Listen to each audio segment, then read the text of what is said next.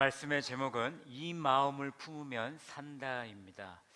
설교를 하기 전에 먼저 세 가지 광고를 하겠습니다. 첫 번째는 크리스천 라이프가 3월부터 6월까지 진행이 됩니다.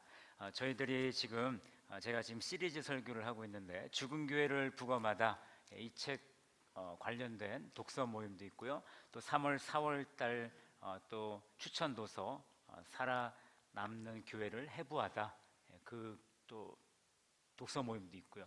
또 새가족 성경 공부도 있고 여러 가지 여러분들이 참여할 것들이 많이 있습니다. 시간 내셔서 함께 참여해 주시면 감사하겠습니다. 예배가 끝나면 그냥 가지 마시고 로비 게시판에 가셔서 이름을 써 주시기 바랍니다.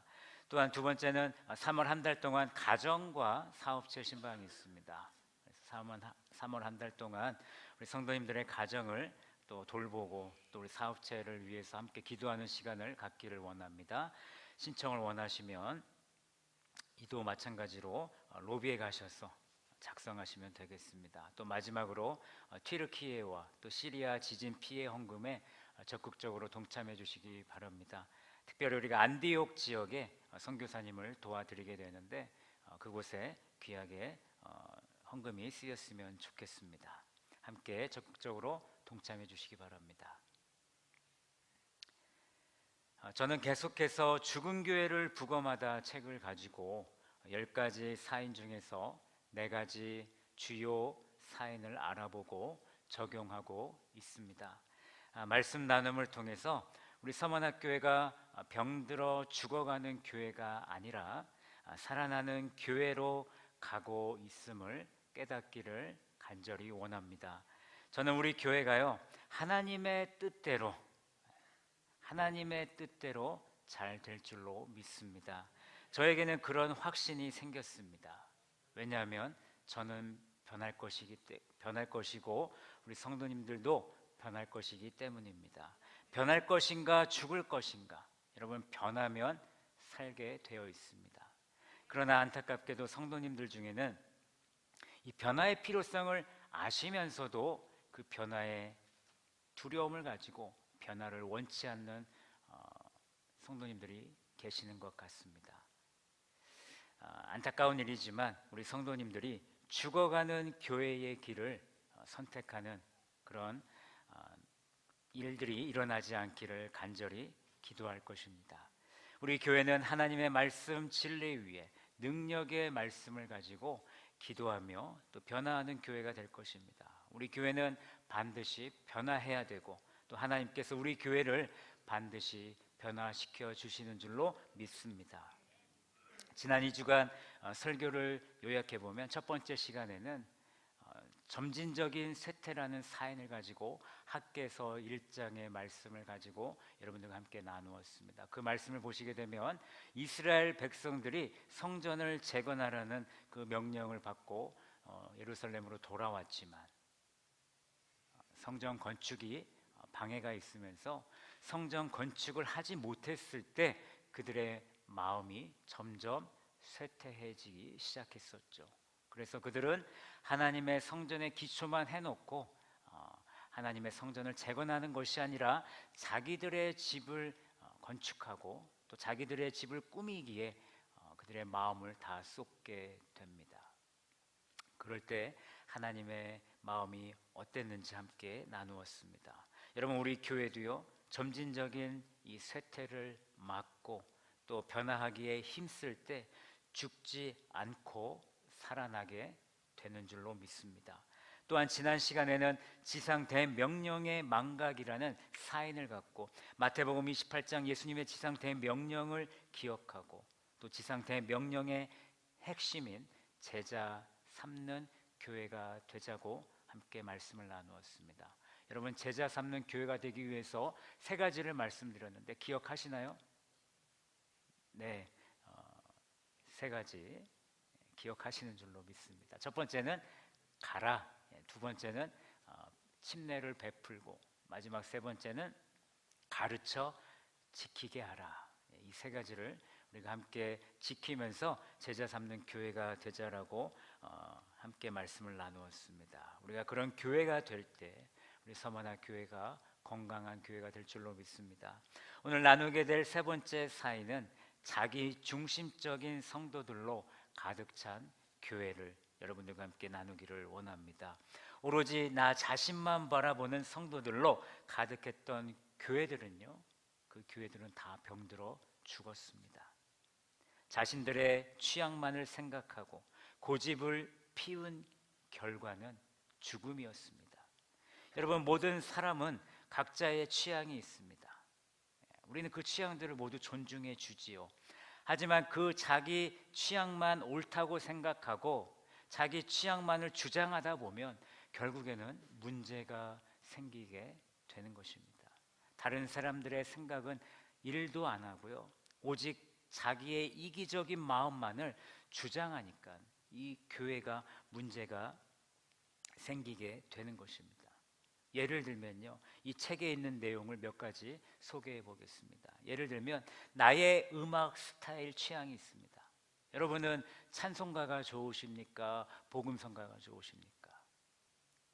찬송가만 부르면 왜 복음성가 안 부르지요? 복음성가만 부르면 나 그거 몰라서 찬양을 못 하겠어요. 은혜가 되지 않아요. 몰라도 가사 읽으시면 됩니다. 그 가사를 통해서 은혜 받으시면 되잖아요. 몰라도 부르셔야 돼요. 저도 청년들이랑 예배 드리면 잘 모르겠어요. 그런데도 저는 따라 부릅니다. 저만 틀려요. 그래도 부릅니다. 왜요? 같이 가야 되는 공동체이기 때문입니다. 그리고 어떤 성도들은 박수 치는 거 별로 안 좋아하시는 성도들 계세요. 거룩한 예배 시간에 왜 박수를 치냐? 예전에는 드럼 치는 것도 문제가 됐었죠. 또한 내게 필요한 목회자들과 사역자들의 취향이 있습니다. 나랑 마음에 잘 맞는 나랑 마음에 잘 맞는 목회자는요, 막 찾아가서 막 이런저런 얘기 다 합니다. 근데 나랑 마음에 맞지 않는 껄끄러운 목회자는요, 찾아가지 않죠. 어떤 일이 있을 때만 찾아가고, 그러면 안 된다라는 것입니다. 또 내가 원하는 예배의 소요 시간과 또 순서와 취향이 있습니다. 어떤 분들은 예배 1시간이 너무 짧다, 적어도 1시간 반은 드려야 되는 거 아니냐. 또 우리 교회는 찬양 시간이 짧다, 그리고 왜 사도신경을 안 하냐, 뭐 그런 것들이 있겠죠. 그리고 전통 예배와 현대 예배가 있습니다. 우리 교회는 물론 1부, 2부를 모두 전통 예배로 예배로 드리고 있지만, 이 책에서 하나의 예가 나오는데요. 1부, 2부 예배를 전통 예배로 드리던 교회가 있었습니다. 그런데 청장년층에서 우리가 이 전통 예배를 좀 현대적인 예배로 바꿨으면 좋겠다. 그래서 예배 순서도 좀 빼고 또 찬양도 다 CCM으로 부르고, 그렇게 해서 좀 예배 스타일을 바꿨습니다. 근데 2부 예배 드리시는 분들이 이 청장년들은 2부 예배 때 그걸 드리기 원했는데 이 2부 예배 드리시는 분들이 그것을 반대한 거죠. 그래서 1부 예배를 현대 예배로 드리게 됐습니다. 근데요, 얼마 지나지 않아서 1부 예배가 부흥하기 시작하는 거예요. 현대 예배로 바꾸니까 사람들이 더 많이 모이게 되었던 것입니다. 그래서 1부 예배 드리던 우리 청장년 또 많은 사람들이 우리 이 예배를 2부 예배로 드리면 더 많이 부흥할 수 있을 것 같은데, 그리고 1부 예배에 어린아이들을 데리고 오는 젊은 부모님들이 너무 힘든 거예요. 여러분 아이들 키워보셔서 다 아시잖아요. 아이들 데리고 깨워서 교회 데리고 오는 것이 쉽습니까? 어렵죠. 그래서 우리가 2부 예배로 갔으면 좋겠습니다라고 그렇게 건의를 했지만 그것이 결국에는 투표까지 가게 되었습니다. 그 투표의 결과 어떻게 되었을까요? 결국에는 1부 예배가 2부 예배로 가지 못하게 되었습니다. 변화된 것이 하나 있었습니다. 5주 뒤에 그 1부 예배는 사라졌습니다. 또 다른 변화는 뭐가 있느냐? 8년이 못 돼서 그 교회는 죽게 되었다는 겁니다. 문을 닫았다는 얘기입니다. 여러분, 변화하지 않으면요, 이렇게 죽게 되는 안타까운 일들이 교회 안에 벌어지게 된다는 것입니다. 여러분, 우리 교회는 어떻습니까? 우리 교회도 무엇인가를 변화해야 되는데 그 변화에 우리가 민감하지 않고 변화를 두려워하고 내가 그냥 편한 것이 좋다라고 그것만 추구하고 그것만이 우리가 원하는 거다라고 주장하시면 우리 교회도 언제 어떻게 어떤 모습으로 죽을지 모르겠습니다. 만약 이 교회가 예배 시간을 바꿨다라면 적어도 교회의 문은 닫지 않았을 거라 저는 생각했습니다. 여러분, 성도들이 자신들의 취향만 주장하고 고집하면요, 그 교회는 오래가지 못합니다. 이 죽은 교회를 부검하다 이 책에서 이 톰 레이너 저자는 이렇게 말하고 있습니다. 교회가 죽음에 가까워질수록 자기들의 취향에 관한 그들의 주장과 요구는 점점 더 강해진다. 다시 한번 말씀드리겠습니다. 교회가 죽음에 가까워질수록 자신들의 취향에 관한 그들의 주장과 요구는 점점 더 강해진다. 왜요? 내 취향대로 해야 되니까. 내가 편한 대로 해야 되니까. 내가 익숙한 대로 이것을 해야 되는데 목사님이 바꾸려고 그러고 목사님이 변화를 주고 그러다 보니 나의 주장과 나의 요구가 점점 더 강해지는 것입니다. 언제나 나 자신이 우선이 된다라는 얘기입니다. 교회는요, 자기의 유익을 위해 존재하는 곳이 아닙니다. 교회는 서로의 유익을 위해서 노력하는 곳이고 교회는 타인을 바라볼 수 있는 성도들이 되어야 되고 자기의 특권을 챙기는 것이 아니라 자기의 특권을 내려놓을 수 있는 곳이 바로 교회가 되어야 되는 겁니다. 여러분, 사도 바울은 고린도전서 12장에서 교회를 몸과 지체로 잘 표현해주고 있지요. 우리는 그리스도의 몸된 지체들로서 몸 전체의 유익을 위해서 같이 존재합니다. 여러분, 이것이 교회의 본질입니다. 내가 손의 역할을 한다고 해서 이 손이 귀한 것이 아닙니다. 내가 눈의 역할을 한다고 해서 내가 더 귀한 역할을 감당하는 것이 아니라는 것입니다. 여러분, 손이 눈에게 나는 네가 필요 없어 라고 말할 수 없는 겁니다. 하나님이 보시기에 다 필요한 지체들입니다. 하나님은 몸에서 분열이 없게 하시고 지체들이 서로 돌보도록 도움을 주십니다. 그래서 만일 한 지체가 고통을 당하면요, 모든 지체들이 고통을 당하는 것이고 만약에 한 지체가 영광을 받으면 모든 지체들이 함께 기뻐하는 것입니다. 이제 우리 서머나 교회 성도들이 나 자신만을 바라보는 것에서 벗어나기를 원합니다. 다른 성도들을 바라볼 수 있고 서로의 유익을 구하는 그런 성도와 교회가 되어야 합니다. 우리가 그렇게 하기 위해서 지금 내가 가지고 있는 우리의 마음을 점검해야 됩니다.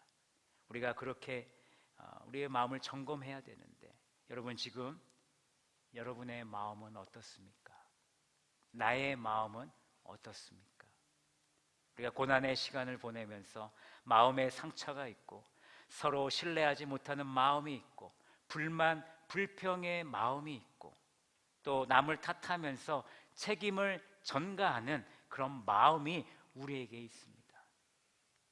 또 어떤 마음이 있습니까? 내 안에 이런 마음들이 있는데 우리가 어떻게 서로 우리가 유익을 구하면서 어떻게 우리가 서로를 돌볼 수 있겠냐는 말입니다.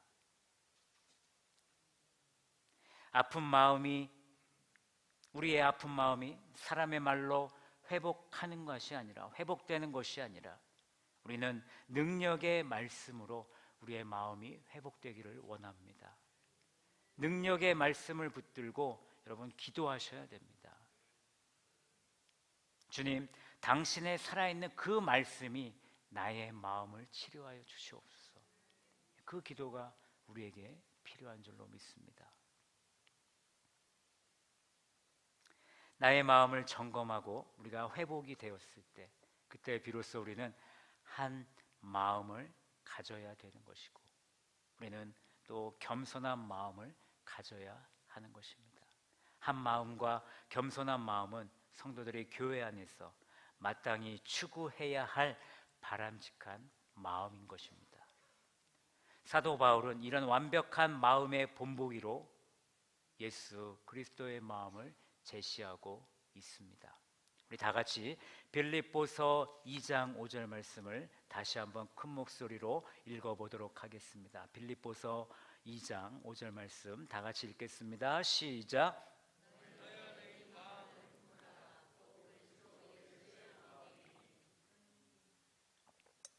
빌립보서 2장 6절에서 8절은 바울이 그리스도를 노래하는 찬양의 첫 번째 부분입니다. 바울은 그리스도의 낮아짐을 찬양하고 있습니다. 우리가 마음에 품어야 할 그리스도 예수의 마음은요, 바로 이 낮아지는 마음이 필요한 것입니다. 한번 따라해 보실까요? 낮아지는 마음. 낮아지는 마음이 저와 여러분들에게 필요합니다. 모든 성도들이 품어야 할 예수님의 마음은 낮아지는 마음입니다. 여러분, 이 마음을 품으면요, 우리는 살아나는 줄로 믿습니다. 오늘 본문 말씀을 통해서 예수님의 낮아지는 마음을 함께 살펴보기를 원하는데, 먼저 6절을 보시겠습니다. 그는 근본 하나님의 본체시나 하나님과 동등됨을 취할 것으로 여기지 아니하시고, 우리는 이 말씀을 읽으면서 예수님이 하나님이시다라는 그 사실을 깨달을 수 있습니다. 그리고 그 예수님이 이미 존재하셨던 분임을 우리는 알게 됩니다. 예수님은요, 하나님의 본체였고 하나님의 본체이심을 버리지 않으셨습니다. 그러나 예수님은 하나님과 동등됨을 취하지 않았다라고 오늘 말씀하고 있습니다. 하나님으로서의 특권이 있음에도 불구하고 그것을 누리지 않았다라는 얘기지요. 그렇게 함으로써 예수님은 스스로 낮아지셨다라는 것입니다. 계속해서 7절을 보십시오. 예수님이 더 낮아지셨습니다. 7절을 보면 오히려 자기를 비워 종의 형체를 가지사 사람들과 같이 되셨고, 하나님이 누구와 같이 되셨습니까? 종의 형체를 가져서 사람들과 같이 되셨다라는 겁니다. 이것을 신학 용어로 성육신했다라 그러죠. 인카네이션. 하나님께서 인간의 육신을 입어서 이 땅에 오셨다라는 것입니다. 인간의 육신을 가지고 이 땅에 오신 예수 그리스도, 그분은요, 완전한 하나님이시고 완전한 인간이셨습니다. 예수님은 이것을 위해 자기를 비우셨습니다.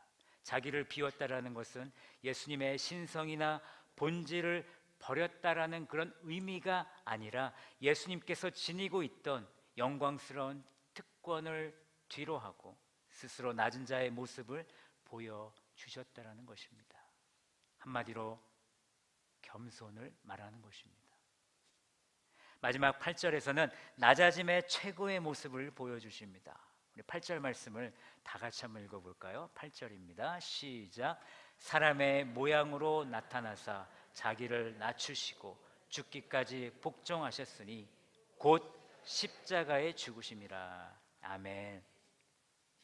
예수님은 동정녀 마리아를 통해서 가장 낮고 낮은 곳으로 오셨습니다. 태어나셨습니다. 이 땅에 태어나셨습니다. 여러분, 이 사실만으로도 놀라운 일이죠. 하나님께서 이 낮고 낮은 곳에 오셨다는 것. 더 나아가서 예수 그리스도께서 죽기까지 복종하신 것입니다. 여러분, 예수님의 죽음은 하나님에 대한 순종의 행위입니다. 이 죽음은 인간의 죄를 대속하기 위해서 십자가에서 죽으신 것을 말하는 것입니다. 이렇게 예수님께서 인간의 몸을 업고 스스로 입고 스스로 십자가에 달려 죽으신 것은 바로 하나님에 대한 철저한 순종의 표현입니다. 여러분, 예수님이 낮아지는 이 마음은요, 예수님의 낮아지는 마음은 일회성의 마음이 아닙니다. 이미 존재하셨을 때부터 태어나고 죽기까지 예수 그리스도는 낮아지는 마음을 영원히 갖고 계셨습니다. 우리 교회와 우리 서머나 성도들이 살아나려면 바로 이 마음을 영원히 품어야 되는 것입니다.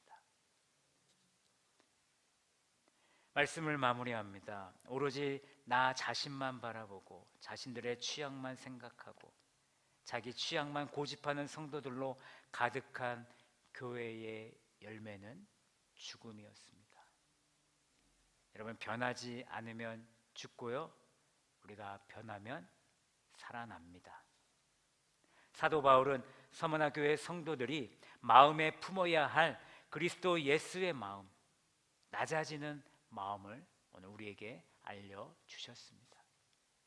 더 낮아지는 종의 모습을 보이고 더 순종하는 서머나 성도들이 되어서 교회의 유익을 추구하고 교회와 성도들을 먼저 생각하는 모든 성도들이 되기를 예수님의 이름으로 축원합니다. 나의 취향과 고집을 앞세우는 성도에서 예수님의 마음을 품고 변화에 앞장서는 성도가 되기를 간절히 바랍니다. 그렇게 되려면 우리가 무엇을 품어야 된다고요? 예수 그리스도의 마음을 품어야 됩니다. 낮아지는 그 마음, 그 마음이 앞으로 우리 서머나 성도들의 마음 속에 영원히 있기를 간절히 축원합니다. 이 시간은 찬양팀 함께 나와주시고요, 나 주님의 기쁨이 되기를 원하네 라는 찬양을 함께 부르기를 원합니다. 여러분, 우리가 함께 설교에 나눴던 것처럼 우리가 낮아지는 마음을 통해서 우리 모든 성도들이 주님의 기쁨이 되기를 원합니다. 나를 위한 기쁨이 아닙니다. 주님을 위한 기쁨, 겸손히 우리의 마음을 드림으로 나의 모든 것을 받아주시는 그 하나님께서 우리를 기쁨으로 받아주실 줄로 믿고 기쁨의 자녀가 되는 모든 성도들이 되기를 바라겠습니다.